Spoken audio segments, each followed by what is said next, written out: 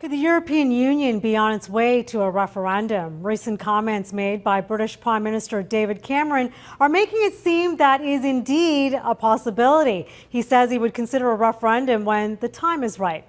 Meantime, the latest Eurozone deal boosted world markets on Friday, which were desperate for a long-term solution to that ongoing debt crisis. Joining us now with his analysis of what's to come this week is Hugh Dixon. He's the founder and editor of Reuters Breakingviews and is live via Skype from London, England. Hi, Hugo. Welcome to the program.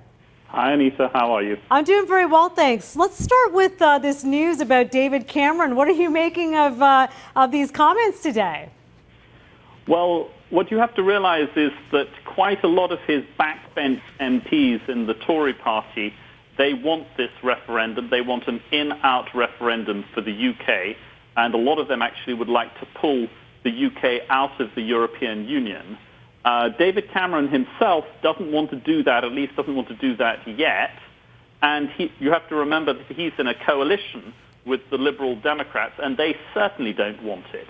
But what he said today is he's sort of thrown a bone to these Eurosceptic backbenchers by saying, not now, but maybe later, we'll have a referendum.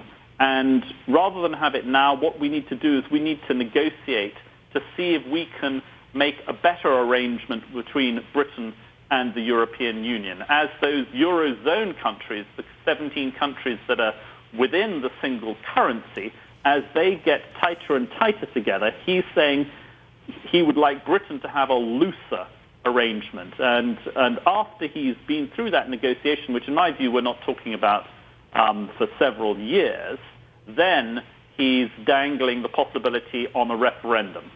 Okay, let's switch gears here for a second. While you were talking, we were showing pictures of the German Chancellor Angela Merkel.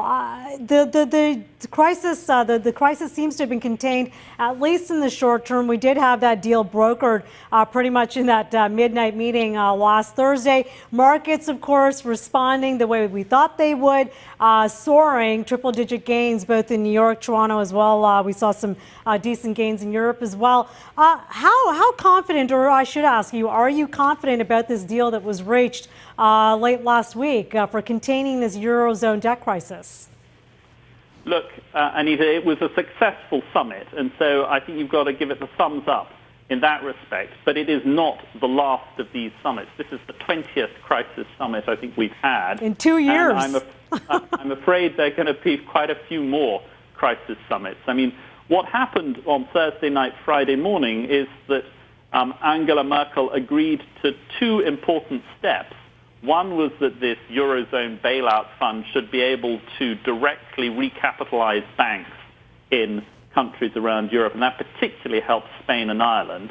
The second is that the same fund should be able to go out and buy the bonds of countries, again, Spain, but also Italy. That's the other one that's in the firing line. So these are important concessions, but she didn't write a blank check, Angela Merkel. There are lots of conditions attached to both of these two mechanisms, and there's also a limit to the amount of money that there is in this bailout fund. It doesn't have an unlimited firepower. So I'm afraid there's going to be quite a lot of further detailed negotiations, wrangling over the next few months.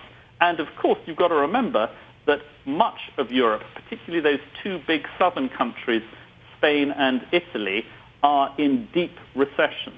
Yeah, I got to tell you, I'm quite skeptical about the future with regards to the European debt zone crisis and the ability to contain it. I mean, we just got the German unemployment data last week in the midst of the summit. German unemployment rising now 4 months so far this year. Germany, the bonds, the yields rising a bit after this deal was brokered. It's the strongest economy there in Europe, and now it looks like it's threatened somewhat. I'm not quite sure how much of the pounding Germany can withstand as it has to sort of prop up these troubled countries. Unfortunately, though, we are out of time. I wish we had more to discuss this further. It is one of my favorite topics here at Sun News, but we're going to check in with you another day real soon. Fantastic. Thanks so much Anita. for your time today.